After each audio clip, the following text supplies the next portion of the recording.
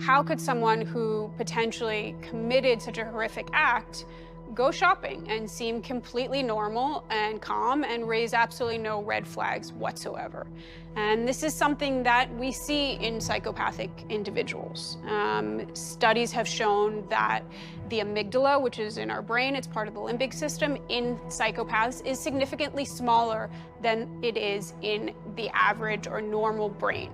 And our amygdala houses sort of a big part of our emotional response, namely our fight or flight response. So when we're in danger, if something anxiety-inducing has happened, we go into fight or flight mode. However, psychopaths, because of their neurological differences, are in many ways entirely unable to experience a fight or flight sensation. They don't have sort of the typical adrenaline rush, and if they do, the bar is significantly higher than it would be for the average individual. It's not like going on a roller coaster or even skydiving is going to elicit that response as it would in the average individual. And so that's why they're able to maintain their composure in even the most anxiety-inducing situations.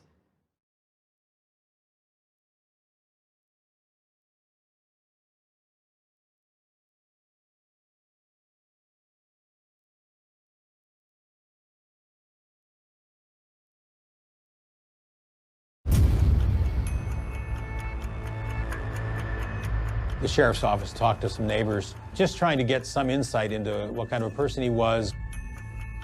After the police raided Matt Hoffman's home, they came and knocked on our door.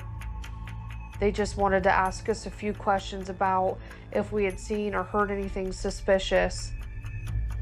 Between January and February of that year, of 2010, Matt Hoffman's girlfriend left him because she was scared of him, and she actually said that he had choked her, and so that's why she left. After that, the weird behavior started to happen. He actually had like tree climbing equipment, but he would just spend hours upon hours in this tree in his backyard. And he would trim his branches almost in an OCD fashion. Was a little odd for us, but not enough to, for us to ever think he was involved in something so horrific.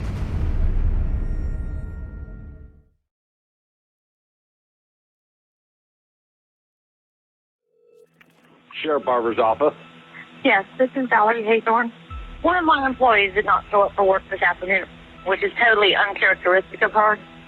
I'm out of her house now. I just went in her home because I'm so worried about her. There is blood everywhere. On November 10th, 2010, Tina Herman and her entire family suddenly disappeared without a trace. She had two children, a 13-year-old girl, Sarah, and an 11-year-old boy, Cody. The police searched the home and discovered that the victims had been brutally attacked. There was bleeding from the front door, through the hallways, back into the rooms, and into the bathroom. The perpetrator poured motor oil over most of the red stains in the house, which not only contaminated the evidence, but also revealed a single footprint in the hallway. They were able to find that that was a 7.5 air wall. It was most likely the 13-year-old girl who had walked out of there, and we hoped that she was still alive. Next, detectives interviewed Tina's ex-husband, a man with a violent past, but who seemed to be genuinely distressed by the disappearance of his children. I had said, Paul, freaking night. I just got this weird, creepy feeling that, something is wrong with the kid. 48 hours later, investigators found a receipt that led them to the local Walmart parking lot. The security person actually said that he thought the vehicle he was driving was a Toyota Yaris. So I thought, well, how many Toyota Yarises could there be in Knox County? Following the trail of clues, they found a second house linked to the case, but nothing could have prepared them for what they'd discover inside. I mean, the whole house was full of leaves, in bags, but there were just huge piles of leaves all through the house. And then they noticed that there was a dresser pushed against the basement door, and it was only on removing that dresser and going down into the basement that they discovered Sarah. And I could hear Joe yelling, "They found her, she's alive, she's alive." In the remote community of Howard, Ohio, 13-year-old Sarah Maynard was coming home with her little brother, Cody, As she entered the house, she expected her dog or her mom to greet her, but instead was met with silence. She began removing her shoes and noticed something sticky under her sole. She saw a clot of blood as she turned it over. She took a step back away from Cody and witnessed an unsettling scene. As she turned her attention back to her little brother, she noticed his wide-opened eyes weren't focused on her, but rather fixed on something else, something behind her. Later that same day, Valerie Haythorne, Tina's manager at the local Dairy Queen, grew concerned when she didn't show up for work. She tried calling Tina's phone, but it went straight to voicemail. The manager grew increasingly worried as the hours passed. She eventually tried to call Tina's emergency contact number, Stephanie Sprang, but again, received no answer. Finally, as the sun began to set, Valerie got in her car and drove to Tina's house to check on her. When she arrived, she noticed that her Jeep wasn't in the driveway. The manager knocked on the door and got no answer. She had a bad feeling and knew something had to be done. The door was unlocked, so she took a look inside. What she saw prompted her to call the police immediately. Sheriff Barber's office. Yes, this is Valerie Haythorne. One of my employees did not show up for work this afternoon, which is totally uncharacteristic of her. I'm out of her house now. I just went in her home because I'm so worried about her. There is blood everywhere. Don't go back in the house. We begin tonight with a developing story, a mystery that grows stranger by the minute. An entire family just vanishes. As the search intensifies, so does the fear in this community. I think everyone's just kind of really scared that something like this could happen so close to home. Combing through the whole residence proved to be difficult. There was forensic evidence in literally every room, and analysis had to be carried out in each of them. Drag marks from each of the rooms converged into the bathroom. Motor oil had also been poured all over the place. Detectives assumed this was done in an attempt to eventually set the scene on fire or contaminate the evidence. On top of that, many footwear impressions were found on the floor. One was so accurate that they were able to not only identify the size, but also the brand. Right beside the door, heading outside, was an imprint of a small women-sized airwalk, probably something a teenager would wear. This information led Agent Winterrich to think that Sarah had probably been kidnapped by the person behind the attack. We made our conclusion that it was most likely the 13-year-old girl who had walked out of there, and we hoped that she was still alive. An entire family going missing in such a small town left the police dumbfounded. But even if the case was unusual, the clock was still ticking for Sarah, so the Knox County Police split their forces into 3 entities. The first group would stick to the department, gather as many relatives and friends of the victims as possible, and conduct back-to-back interviews. Policemen, canine squads, and volunteers would search the fields, forests, and mountains across the area. Friends and neighbors scouring a wooded area looking for any sign of a missing family. The last group, the detectives, kept investigating the house and identified 4 different blood samples. Everything matched the family profiles, except one, which was later identified as Stephanie Sprang's, Tina's best friend. Back at the station, the officers interviewed Larry, the kid's estranged father. They once received a complaint of domestic violence against him in the past, so he was high on their list. I just got this weird, creepy feeling that, something is wrong with the kid. And I haven't slept all freaking night. I haven't even best, since any of this. But the police couldn't identify any true motives on his part. On the other hand, they learned more about Tina's recent breakup, which directed them toward another lead. Tina Herman was in a relationship with a man by the name of Greg Borders, a live-in boyfriend, that they had been living together in this house for some period of time. Greg was the last person to arrive at the scene after the incident, and also the last to show up for his interview. He said that he and Tina had a big fight the very same day she went missing, so the police decided to keep him close while they checked up on his alibi. Can you tell me a little bit about Tina? I know we had problems, but I still love her. Well, why was Tina looking for an apartment? She was mad. She knew I was going to stay with my friend that night, and she thought maybe I was going to see a girl and do something. What day was that? Say more of it. And it didn't sound good with everything that's going on. You know what? You gotta understand. And I know you're worried, and I would be worried too. With nothing else to go by, they turned to Stephanie's friends and Tina's co-workers to no avail. Well, she didn't show up for work Wednesday. And nobody could get a hold of her. Her phone was off, and we were like, okay, what's going on? I talked to her Tuesday night, and I talked to her Wednesday at 12:10. After a whole day dedicated to interviews, the officers found next to nothing, but on the other end of the town, the detectives inside the house were on the verge of making a discovery that would change everything. They still hadn't looked at the garage, the only unsoiled area on the property. Inside, they discovered a Walmart plastic bag laying against the wall. They unpacked 2 tarps, some heavy-duty garbage bags, and a receipt. So the detectives headed to the neighboring town of Mount Vernon, where the store was located. They requested to review the CCTV footage matching the receipt's date and time. They carefully scrutinized the video for any clues that could lead to the identity of the kidnapper, and what they found was nothing short of shocking. A discovery that completely altered the course of the investigation.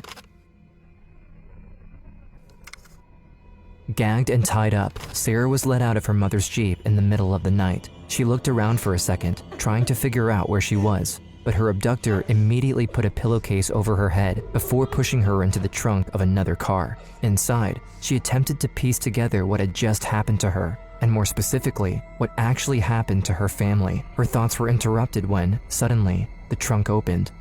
He then drove me to another house. He unblindfolded me and then he put me in the basement. Inside, Sarah noticed a most unusual odor from under the pillowcase, almost as if she was in the middle of a forest or standing over a freshly mowed lawn. But the underlying smell of decay crept in after a while. Before she could identify where it came from, she was thrown onto a weirdly textured mattress. But all of it came together when the kidnapper finally removed the pillowcase covering her eyes. I saw leaves everywhere. The leaves were all over the walls. He had told me he wanted to put leaves to make my bed comfortable. 3 days had passed since the kidnapping, and Sarah's situation had gone from bad to worse. Her abductor forced her to wear garbage bags as clothing before throwing her in a damp crevice behind a wall under the stairs. He then told her she should be grateful for how he treated her. He felt good about himself for him to think that he fed me and stuff, and he didn't. He didn't let me shower or do any of that stuff. I didn't eat anything for 4 days. Didn't sleep. I stayed awake worrying about where my family was. Furthermore, she had to deal with the unending descent into madness her captor subjected her to. I think I just listened to everything he told me to do, and just thinking about what had happened to them. And just staying strong. Back at the store, the CCTV footage didn't fit the detective's original conclusions at all. Instead of someone either from Tina's or Stephanie's life, the video depicted what initially looked like a complete stranger. The security person actually said that he thought the vehicle he was driving was a Toyota Yaris. So I thought, well, how many Toyota Yarises could there be in Knox County? And on the first page, the last one on the page was Mathew Hoffman. The police made a crucial discovery when they checked the suspect's driver's license. Mathew Hoffman's mother's address was registered as Apple Valley Drive, which was located a short walk away from Sarah's home. Although he moved to the neighboring town of Mount Vermont since then, they finally had a lead that could link him to Sarah's family. He looked very much like the subject in the video and was actually wearing the same shirt in his driver's license photo that he was wearing at the store. Armed with the information they gathered, the detectives obtained a warrant and raided Mathew Hoffman's house early in the morning. When they entered, they found him sleeping on the couch, surrounded by leaves. I mean, the whole house was full of leaves.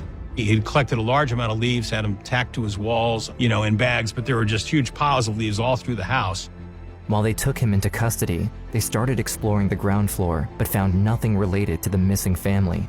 They started doing a room-by-room search. The house's layout was disorienting, with walls of leaves and a weird smell permeating the air. And they didn't find anything else on the ground floor. They didn't find anything else on the second floor. That was until they found a dresser that was oddly placed amongst the walls of leaves. They moved it aside to reveal a hidden door leading to the basement. There, they found traces of Sarah's captivity, such as ropes and duct tape around a makeshift bed, but no sign of her. As they were leaving, one officer noticed a crevice in the wall near the stairs, and this is where they found her, sitting motionless and quiet. They carefully helped Sarah out of the crevice. Her legs trembled uncontrollably as they walked up the stairs, and her eyes remained fixed on the floor, avoiding any eye contact with the policeman. The day I was rescued, I clearly remember I was down in the basement and I heard these guys come down the steps and they said, "We're not down here to hurt you." And then they picked me up and put me in the ambulance. Upon arriving at the hospital, she was rushed to the emergency room where a team of doctors and nurses stabilized her. Her father rushed to her side, but when he saw her, he was taken aback by her appearance. Her face was sunken and gaunt. She looked like she had aged 10 years. Her ability to speak had also been hindered by the trauma, causing her to whisper and stutter. But Sarah managed to tell the officer what happened during her captivity. Sarah did confirm in her interview after she was rescued that he had sexually assaulted her. But the most difficult part had yet to come. When the detective asked Sarah to recount what happened inside her own home 4 days prior, her gaze fixed on the floor. I can't think about how they died. It is too much because that's not a way a human being should die. In a whisper, Sarah recounted the horrific events of that day.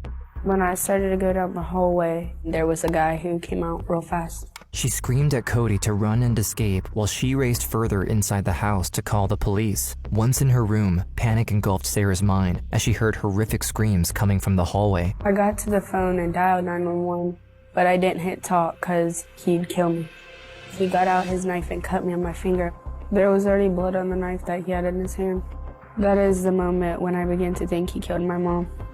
He took her into the kitchen and tied her up. From this point on, she listened intently for any sounds that might give her clues about her family's whereabouts. Soon enough, she realized something happened to Cody. At that time, I knew he was killing my brother in the bathroom because I heard the toilet flush and then I heard running water. He then came back and dragged Sarah to the garage before forcing her to sit on top of a pile of plastic bags in the back of her mother's car. Later, I found out that he had laid me on their dead bodies in the car.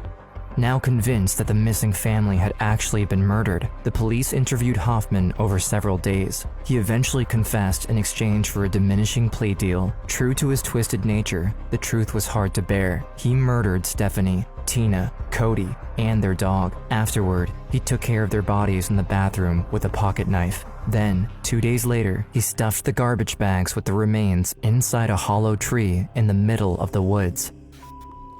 In the end, Hoffman pleaded guilty to 3 aggravated murder charges: burglary, assault, kidnapping, tampering with evidence, animal cruelty, and abuse of a corpse. But his plea deal prevented the state to sanction the death penalty, so he was instead sentenced to life without parole. I have no regrets about this case whatsoever. I mean, life in prison without parole. There was a part of me that just felt like, Mathew Hoffman, you're no longer in control.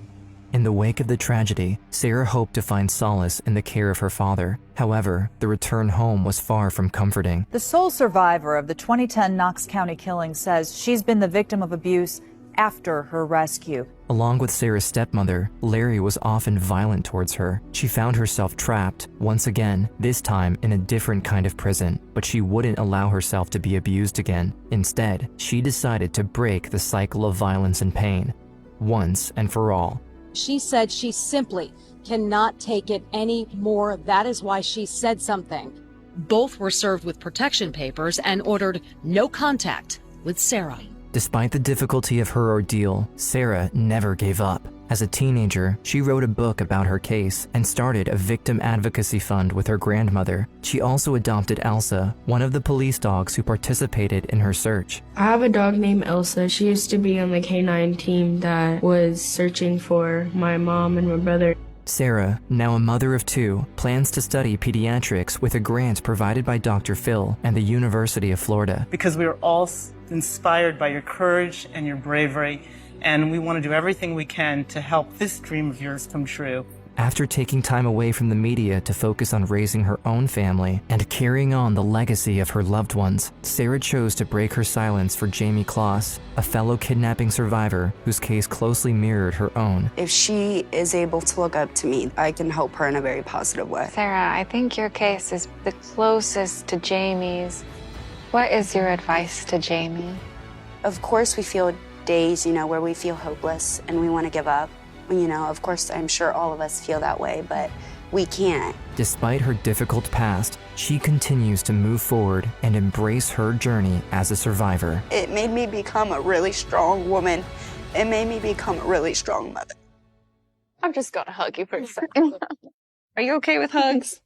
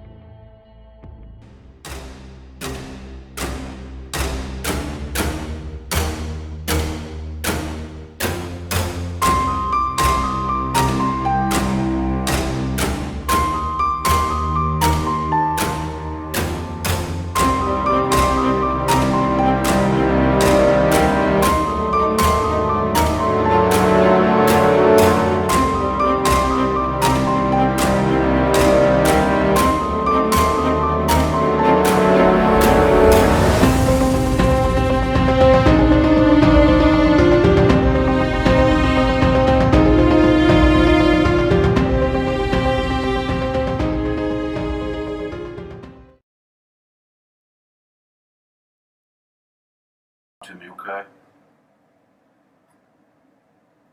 I think you know what we want to talk about, but we need to find some people. Matt, can you hear me? The only reason that I don't know where Tina, Stephanie, and Cody are is because we had to spend a lot of time at the scene. Okay?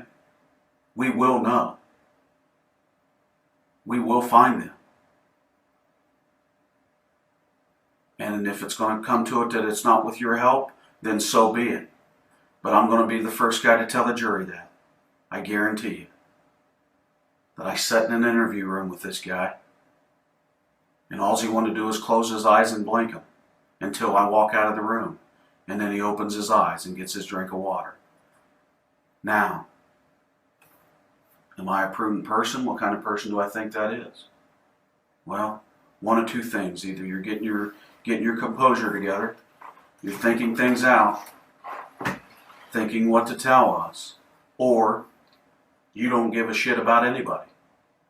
There's about 12 hours of it, and he says absolutely nothing. He does, however, sign something. You know, other people, there's family members out there of other people, and all they want is closure. That's all they want. They've been up for days like you and I have, you know? Heart hurts. I don't understand sign language, man. Is that your heart? You're saying heart? Broken. Your heart's broken? Because of what happened? No? Someone broke your heart? And they had no idea where Tina, Stephanie, and Cody were. He wouldn't say anything. In fact, until the prosecutors said, "We will remove the death penalty if you tell us where Tina, Stephanie, and Cody are," well, he agreed. Agreed on condition that the police shoot him in a faked escape attempt. Here, lads, would you mind just killing me and then say I tried to make a run for it? The only thing the police shot was that down. They said, how about no? He stopped talking for about 2 more days until he finally relented. The Cockasing Wildlife Area lies about 15 minutes north of Mount Vernon. It's a little place for camping, fishing, and hunting some smaller game. And lots of trees.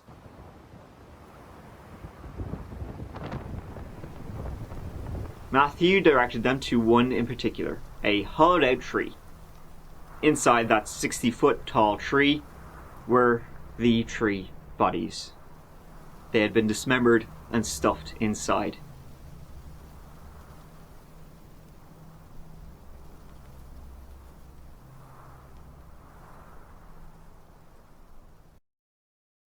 The tree was hollowed to a point,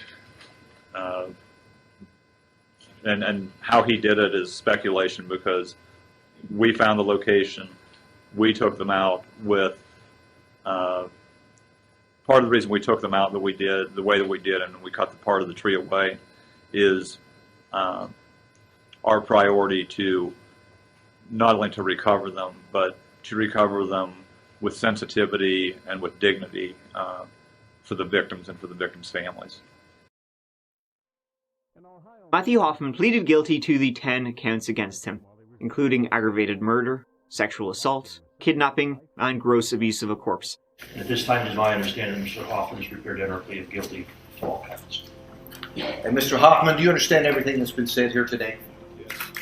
It's been indicated to me it's your desire at this time to enter a guilty plea to counts 1 and counts 2 of the indictment, charges of aggravated murder and unclassified felony. Is that a correct statement? It's also been indicated to me it's your desire to enter a guilty. Yes. Yes. And is it? Yes. Yes. Mr. Hoffman has asked me to make a brief statement. That is simply, the family deserves to know this was a random burglary that went terribly, terribly wrong. No one person, no family was singled out. It's tragic. Can't undo what is done. Apologize. And was sentenced to life in prison with no chance of parole. He told the police that when he had kidnapped Sarah, they played video games and watched movies together. Didn't look like it when they found her. And he didn't have a great time in prison either. I asked about how her son is adjusting to prison life. She said he's had some difficulty, experiences mild forms of panic attacks, and to this day has never spoken a word about the murders. Hoffman has been serving time at the Allen Oakwood Correctional Facility in Lima for the last 11 months. 10 TV was granted access to his records. In March of 2011, he broke a glass shelf and was charged with disobedience, destroying property, and creating a disturbance, resulting in 7 days segregation. He's also had minor conduct reports for being out of place, a visiting violation, and refusing an educational test. Hoffman remains in protective custody, requires close supervision, and is considered a level 3 inmate.